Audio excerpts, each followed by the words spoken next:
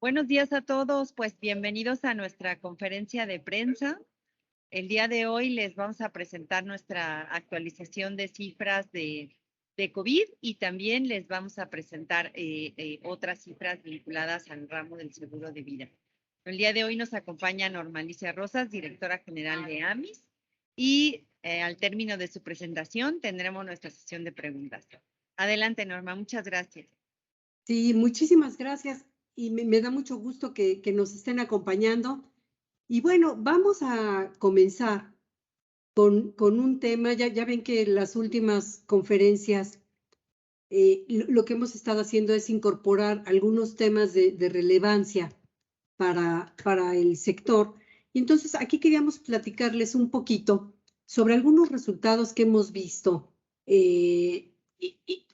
sobre el seguro de retiro y cómo puede seguir siendo una protección para el futuro familiar.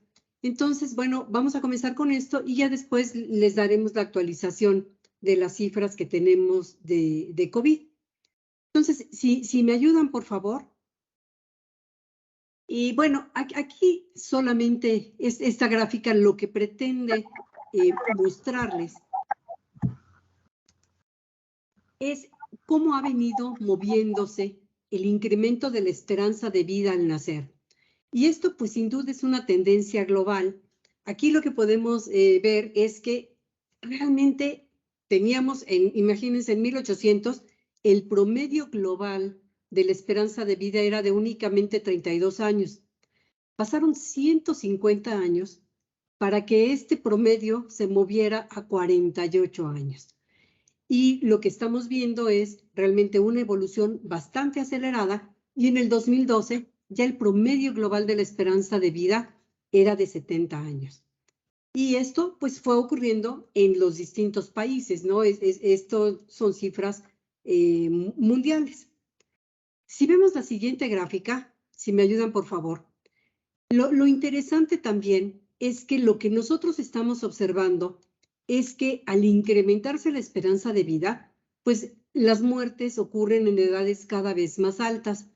Y aquí podemos ver, por ejemplo, en colorcito azul en la gráfica, las personas que nacieron entre 1900 y 1902.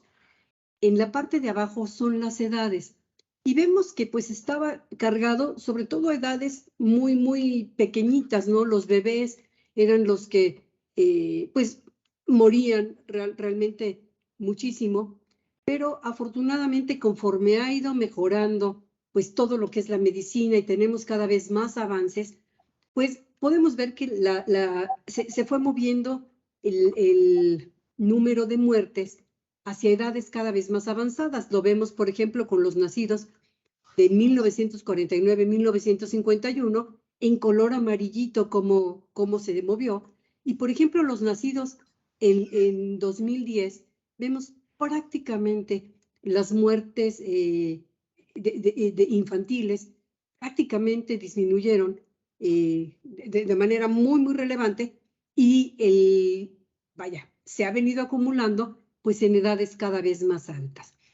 Eso es bien interesante. Además de todo esto, pues la tasa de fertilidad a nivel mundial muestra también una tendencia a la baja.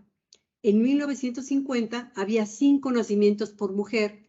En 2015 se había reducido a la mitad y se estima que a finales de este siglo se sitúe en torno a 2. Entonces, pues lo que estamos viendo es prácticamente un reemplazo de las personas, ¿no? De las parejas. Ha habido un envejecimiento progresivo de la población con muchas personas que alcanzan los 65 años o más. ¿Y por qué es relevante todo esto y por qué les estoy platicando? Bueno, porque finalmente si tenemos una población, como es el caso de México, en donde cada vez más vamos a tener personas que alcanzan los 65 años o más, pues vamos a tener que cambiar y adaptar muchas cosas, la infraestructura, los gastos que se realizan, sobre todo, pues para la atención médica, etcétera, ¿no? Y eso hace muy relevante, pues, el entender este fenómeno. Si me ayudan con la siguiente gráfica. Aquí, pues, también hemos visto que México ha tenido una reducción en su tasa de crecimiento poblacional Sí, y lo que estamos mostrando es que si bien en algunos periodos, por ejemplo, 1950, 1970, teníamos tasas superiores al 3%, ahora esta tasa es cercana al 1%. Y un dato también interesante del último censo poblacional es que hay 51.2% mujeres y 48.8% hombres, ¿sí? Ligeramente un poquito más mujeres que hombres. Si me ayudan con la siguiente gráfica. Esta gráfica también es bien interesante. Aquí estamos viendo la esperanza de vida al nacer y cómo ha venido cambiando en el caso de México. Vemos, por ejemplo, a finales o cerca del año 2000, pues la esperanza de vida se situaba para hombres y mujeres alrededor de 73.57 años. ¿Sí? Las mujeres en ese momento vivían 6 años más que los hombres, 76 años en promedio de esperanza de vida, 76.5, y las mujeres 70.69. Veíamos cómo iba incrementando la esperanza ligeramente. Las mujeres, previo a la pandemia, pues estaban ya en niveles de 77.29 y había aumentado un poquito esta brecha. Los hombres vivían 70.83 años. Y bueno, pues es interesante ver que de estar cerca de los 75 años a nivel poblacional, con la pandemia se registra una disminución cercana a los 70 años. Pero bueno, lo que proyecta la ONU es que si bien estamos nosotros en este momento viviendo esa disminución en la esperanza de vida, pues conforme la pandemia se está volviendo ya pues algo mucho más sencillo, ya no es una enfermedad que está generando tantas muertes, pues va a retomar el ritmo de la esperanza de vida y va a seguir incrementándose en México con el paso de las décadas, llegando a estimar aquí que en el 2050 las mujeres mexicanas vivirán en promedio 82.71 años y los hombres 77.11. Si se fijan, es una ganancia en número de años muy interesante y bueno, pues también tenemos que estar preparados porque va a haber cada vez más personas que viven mucho más años después sobre todo de los 65, ¿no? Que uno pensaba que era la edad en la que todo el mundo debía retirarse. Si me ayudan con la siguiente. Aquí lo único que estamos mostrando es la pirámide poblacional. En 1980, pues teníamos un número muy importante. En rosa son las mujeres, en azul son los hombres, y veíamos cómo estaba distribuida la proporción de hombres y mujeres. Y veíamos que la primera línea, la que está un poquito más abajo, son 65 años, que era como la edad de retiro.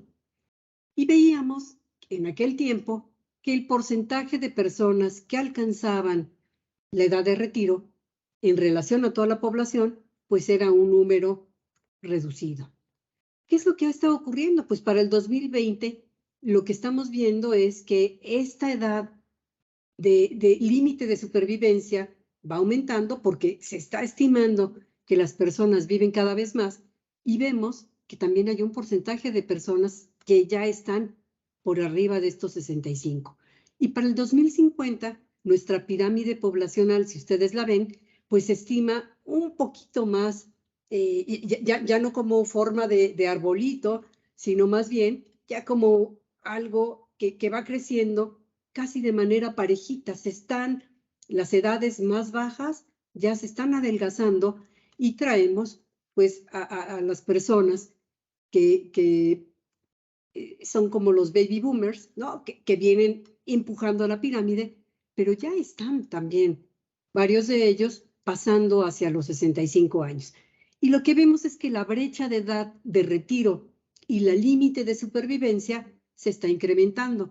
Esto lo que nos quiere decir es que las personas pues van a estar viviendo más tiempo y lo que esperamos pues es que, o lo que todos quisiéramos es que la calidad de vida de estas personas pues siguiera siendo muy, muy buena. Si me ayudan con la siguiente. Aquí simplemente para tener una idea, estamos mostrando el porcentaje de personas con más de 65 años y en edad de retirarse a nivel mundial, que es la línea verde clarita, ¿sí? Estados Unidos, que es la línea azul, que está hasta arriba, y México, que es la línea un poquito más oscura. Pero sí, resulta un fenómeno bien interesante porque se estima, por ejemplo, que para el 2050, del porcentaje que tenemos, por ejemplo, de varones, haya 17.5% de la población de varones que tenga 65 años o más. Y en el caso de las mujeres, 20% de las mujeres. Pues esto sin duda va a representar no solamente para las familias y para las personas, sino también para el gobierno, pues un gasto importante en la atención de cuidados, pues que las personas de 65 o más podrían comenzar a requerir. Si me ayudan, por favor, con la siguiente. Ante este contexto, bueno, pues aumentan los riesgos que se van a enfrentar en el retiro. Podría generarse, imagínense, si antes se calculaban, pues, que una persona podía retirarse a los 65 años y tendría una pensión hasta su muerte, porque realmente así están diseñadas las pensiones para cubrir a la persona a lo largo de toda su vida, pues, ¿qué podría ocurrir o qué es lo que había estado pasando? Podría haber una insuficiencia de fondos para financiar las pensiones durante la vejez. Y también los resultados futuros en la esperanza de vida podrían también fallar, ¿no? Lo que ha demostrado la historia es que normalmente nos hemos quedado proyectando por debajo de la esperanza de vida. Se dice, y los estudiosos del tema, pues que ya nació la persona que va a vivir más de 100 años. Entonces, ustedes imagínense, si las pensiones están diseñadas para ahorrar durante la etapa laboral, que podría ser de los 20 años a los 65, pues prácticamente estaríamos pensando que fuera muy similar a la etapa laboral, pues la etapa en la que se tendrían que estar pagando estas pensiones. Y bueno, pues si aumenta la esperanza de vida y aumenta la probabilidad de que el pago de pensión dure más tiempo, pues necesitamos o un mayor ahorro, una mayor prima, o ajustar los montos que se pagan de pensión. ¿Qué es lo que entonces podríamos vislumbrar?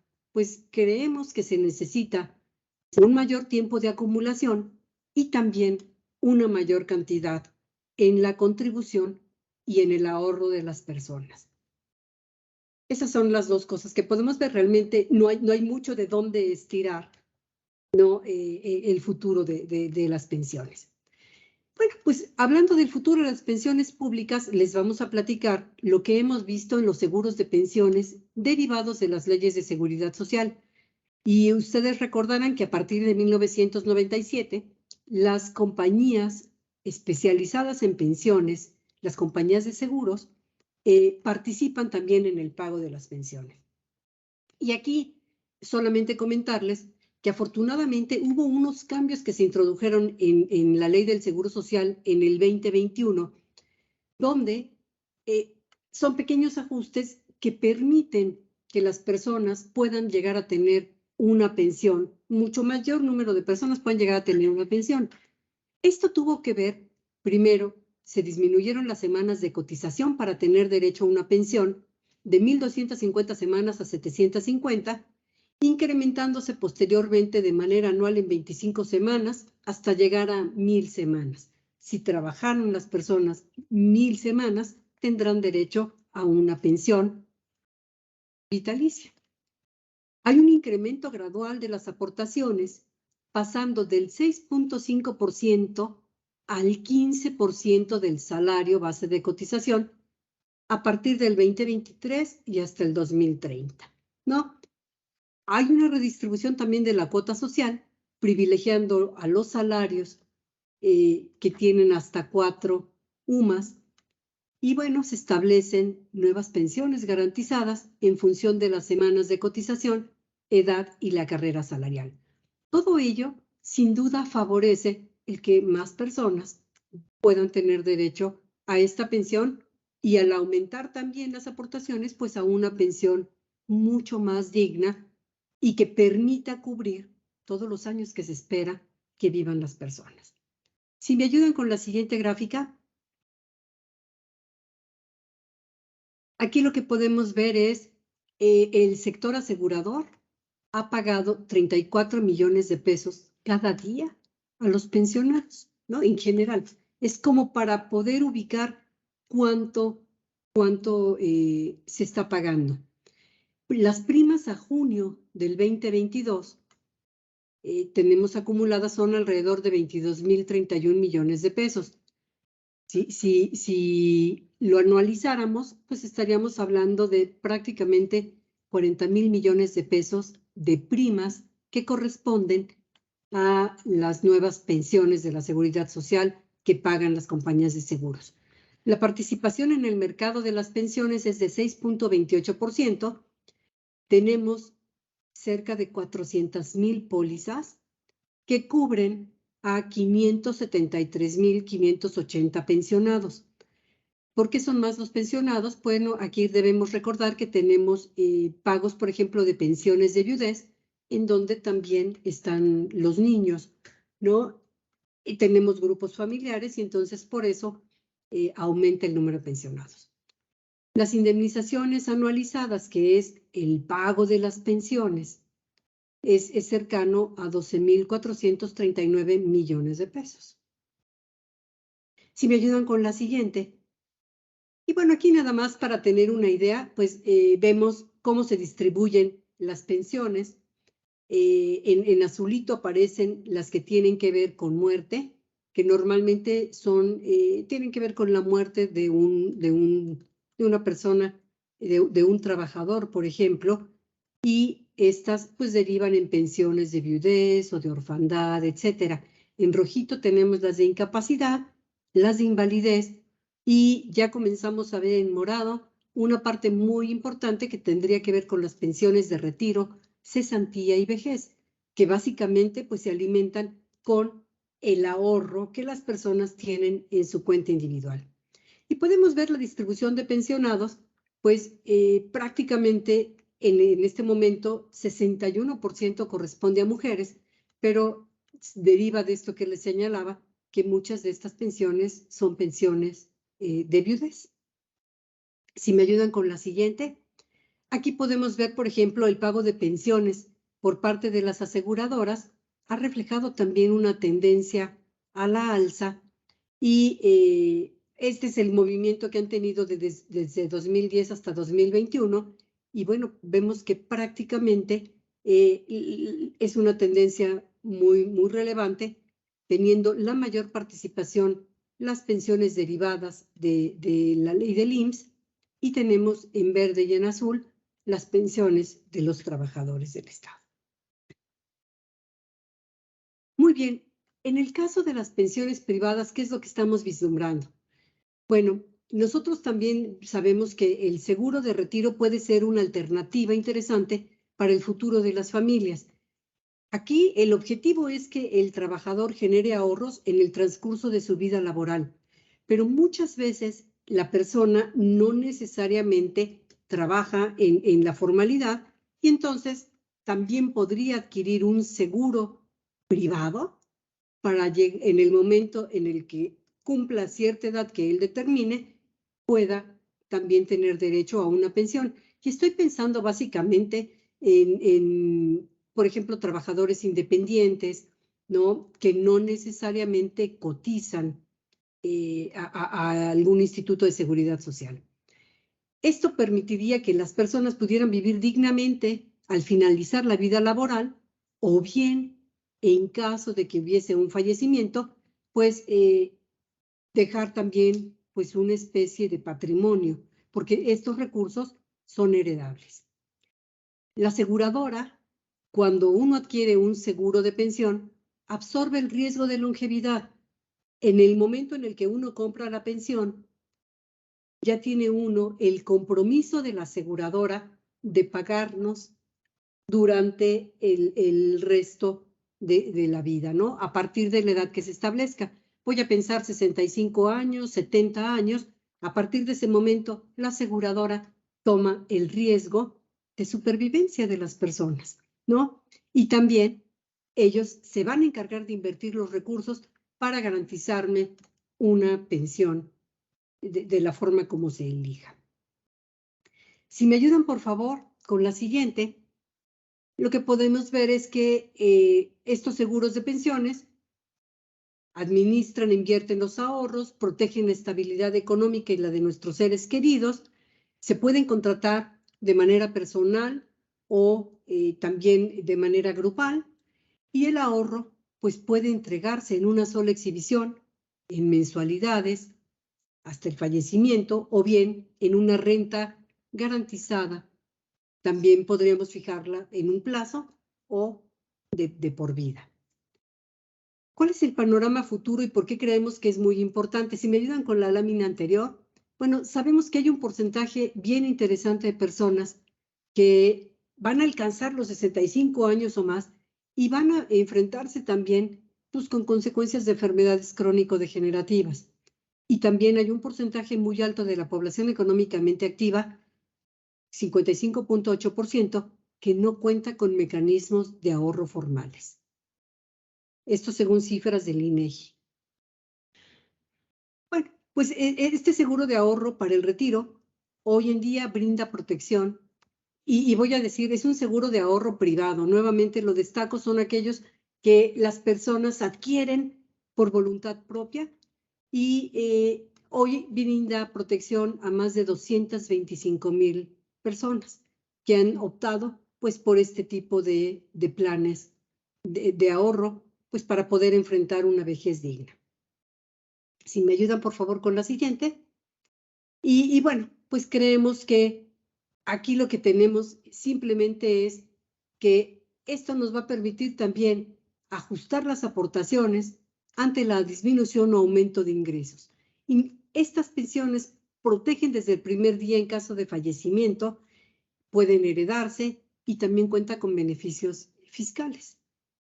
Si me ayudan con la siguiente, por favor.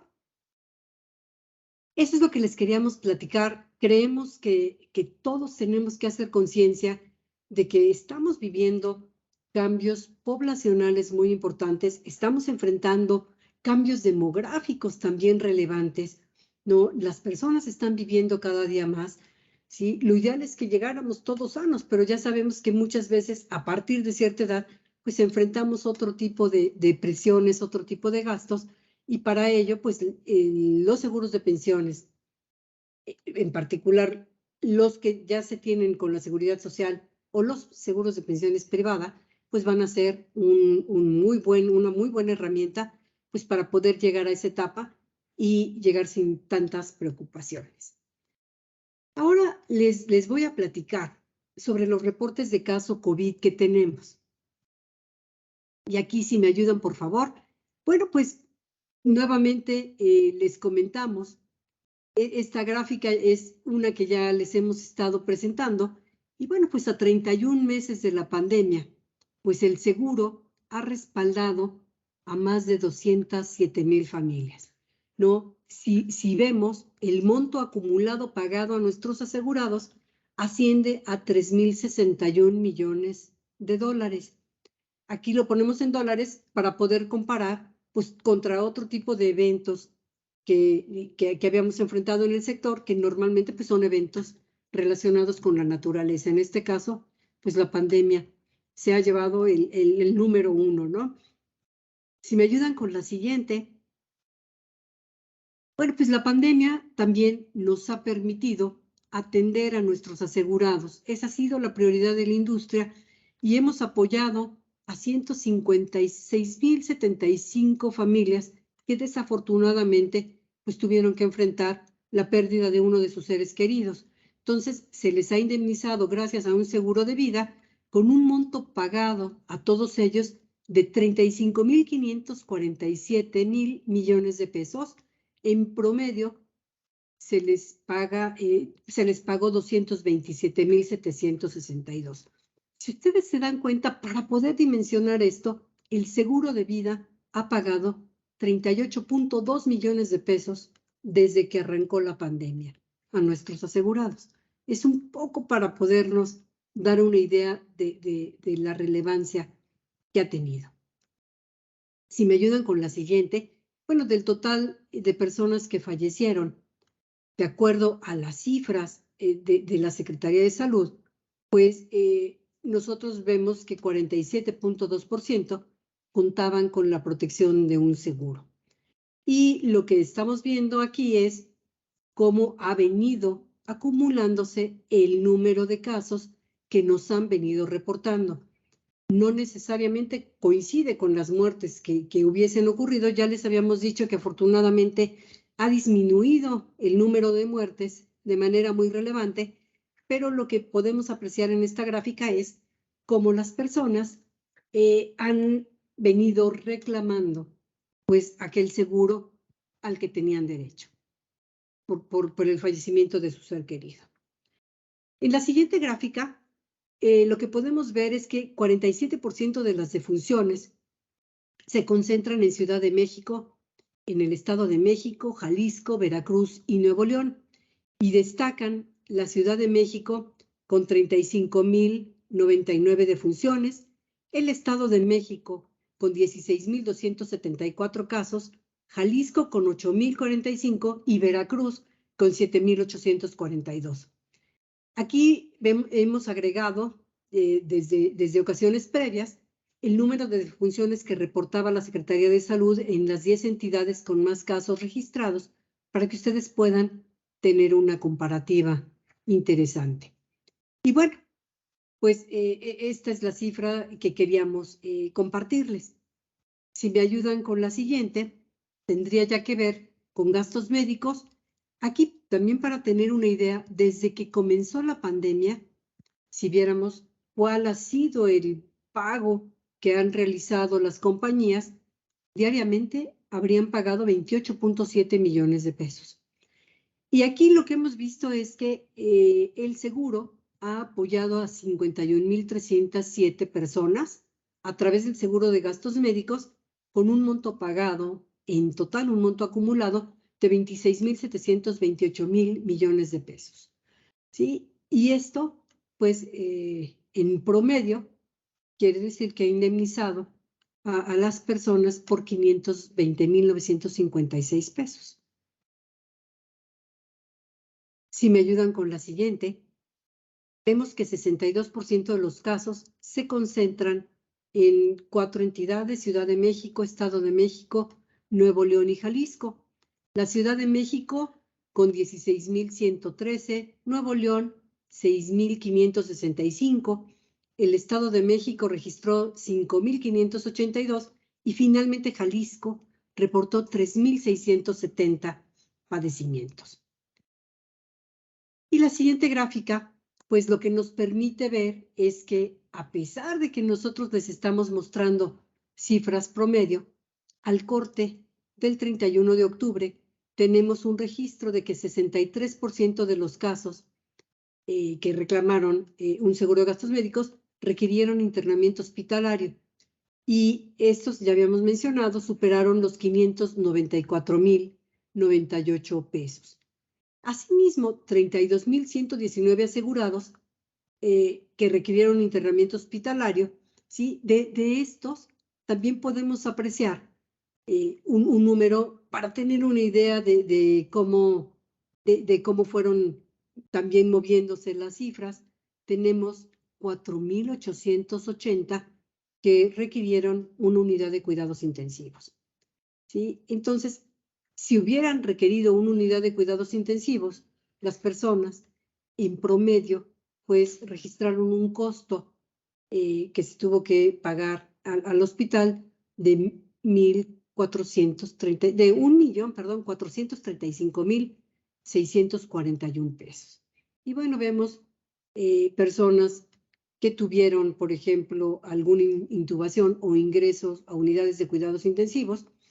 Intubados sin ingreso a unidad de cuidados intensivos, hubo un costo promedio de 3 millones, déjenme ver, 3.537.774 pesos.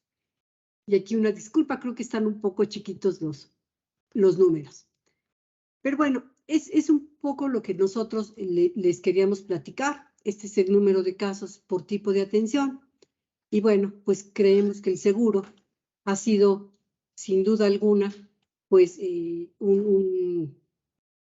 una herramienta esencial pues, para poder enfrentar este tipo de situaciones sin tanta presión, sin tanta mortificación, adicional pues, a la que ya tendrían las propias familias pues, al estar enfrentando COVID. ¿No? ¿Qué pasa? Bueno, pues estamos observando una disminución tanto en el número de fallecimientos como en el número de personas que han requerido atención médica, pero bueno, no debemos bajar la guardia. Volvemos nuevamente a entrar a épocas de invierno, en donde muy probablemente las enfermedades respiratorias vuelvan a tener un papel preponderante. Fundamentalmente, pues influenza, y esperamos, pues, no llegar a situaciones en donde tengamos que reportar más casos graves, ¿no? Afortunadamente también ya tenemos vacunas para influenza. Entonces, bueno, esto es lo que les queríamos compartir el día de hoy. Muchísimas gracias. Y bueno, pues estamos atentos por si hubiera alguna duda, algún comentario que nos quisieran hacer. Muchas gracias, Norma. Tenemos una primera pregunta de Ernesto Gloria de Enfoque Noticias. ¿Nos escuchas, Ernesto? Adelante.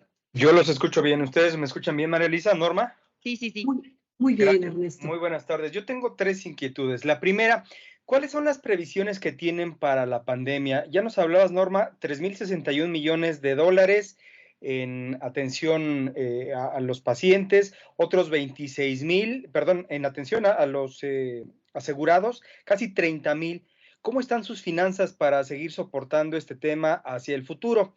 Ya lo señalabas ahorita, justamente era mi siguiente pregunta, si tienen datos que nos puedan compartir, estamos prácticamente ya en el invierno, se habla de una sexta ola de contagios de COVID. ¿Qué han notado ustedes? Señalabas que están bajando el número de atención y también de internamiento, pero lamentablemente ya tenemos unas nuevas subvariantes de esta enfermedad de COVID-19. ¿Qué tanto podría afectar? Y finalmente, respecto al primer tema de las pensiones, con los cambios que se hicieron a la ley el año pasado para incrementar al 15% paulatinamente el ahorro de los trabajadores, ¿ustedes creen que será suficiente para que los adultos mayores en el futuro tengamos una vida digna, tomando en cuenta pues estas enfermedades prolongadas, las crónico-degenerativas de las que ya hablabas? ¿Hasta cuánto consideran que podría tener que aumentarse este ahorro para poder conservar el nivel de vida, tomando en cuenta que en menos de 24 meses, pues la vida ha elevado muchísimo sus costos por la inflación? Evidentemente se espera que esto baje en los próximos años, pero pues será difícil que bajen los precios, ¿no? Muchas gracias por sus comentarios, Norma. Sí, muchísimas gracias. Mira, son 3 preguntas. Lo que yo te podría decir es que las aseguradoras, afortunadamente, tienen un régimen de solvencia que les permite proyectar cuál es el capital que requieren para enfrentar todas sus obligaciones. Y para ello tienen este capital y tienen las reservas. Y yo te podría decir que las compañías están en una situación bastante sólida, tienen cerca de 3 veces el capital mínimo regulatorio, lo que les ha permitido enfrentar pues este tipo de eventos y de situaciones. Entonces, bueno, pues estamos nosotros muy atentos y consideramos que el sector sigue mostrando esa solidez, igual que desde que arrancó la pandemia, y igualito que cuando se han enfrentado otro tipo de eventos como terremotos o como huracanes, pues el sector sigue mostrando esta solidez para hacer frente a todas las obligaciones. Eso es lo que nosotros estamos previendo pues a nivel sector, ¿no? En cuanto al tema que preguntas, que es muy interesante, si bien se están previendo en otros países nuevas variantes, yo lo que te podría señalar es que tenemos una situación también bastante buena en México. Estamos viendo que hay otras variantes.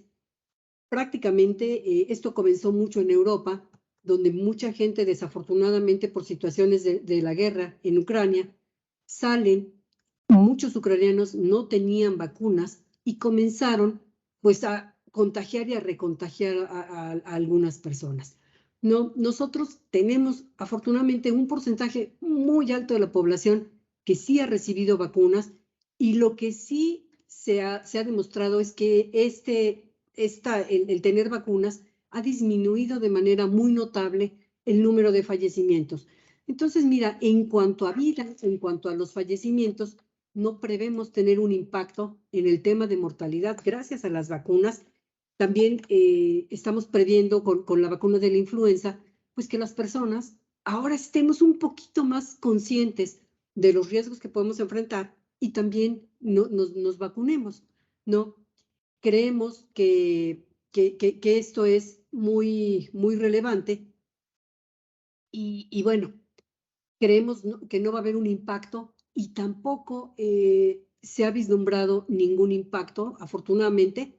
Hemos visto que en otros países ha habido nuevas olas y aquí en México, en la parte de gastos médicos, tampoco nos han reportado ningún repunte las compañías de gastos médicos, ¿no? Eso yo creo que sería muy importante. Y bueno, creo que la tercera pregunta tenía que ver con el incremento de las cuotas para las pensiones, ¿no? Sin duda, creemos que va a ser de mucha ayuda el que haya habido este tipo de incrementos. Pero bueno, muy probablemente para mantener el mismo nivel de vida no va a ser suficiente. Y pues sí se necesitaría también, en la medida de lo posible, pues tener el apoyo de otro tipo de pensiones, como podrían ser las privadas en los temas que mencionábamos, ¿sí? Es decir, considerando las nuevas necesidades de las personas mayores, y creemos que es muy importante asesorarse para prevenir las situaciones. Afortunadamente, uno, bueno, tiene que ir ahorrando. Afortunadamente, también en cuanto las personas adquieren la pensión, es decir, tienes ya el derecho de tener la pensión a los 60, 65 años, depende cuál sea el régimen por el que se opte. Las pensiones de la Seguridad Social se incrementan con respecto a la inflación. Entonces eso, pues de alguna manera también permite aminorar pues estos vaivenes que pudiese tener la inflación a lo largo del tiempo. Eso es lo que yo te podría comentar. Gracias, Norma. Gracias. ¿Alguien más tendría alguna pregunta? Era la única pregunta que teníamos registrada. Creo que ya los dejamos más preocupados, pero sí, con estos datos, ¿verdad? Sí, finalmente yo creo que vale la pena ser muy conscientes de que tarde que temprano, a veces cuando somos, bueno, yo ya no soy tan joven, pero cuando nos sentíamos muy jóvenes, veíamos muy lejana la etapa del retiro, ¿no? O la etapa en la que íbamos a necesitar pues otro tipo de apoyos, atención, enfrentar tal vez enfermedades crónico-degenerativas. Entonces, bueno, lo más importante, yo creo que es ir generando esta conciencia desde los jóvenes, pues justamente para poder llegar a tener una vida digna y, bueno, pues llegar a ese momento, pues siendo muy plenos, procurando también cuidar mucho nuestra salud y, bueno, pues estar muy atentos y alerta a este tipo de situaciones. Es lo único que yo les podría decir y les agradezco muchísimo pues el que hayan estado con nosotros este jueves. Muchas gracias a todos. Que tengan un lindo día. Gracias, Norma. Muchas gracias. Hasta luego.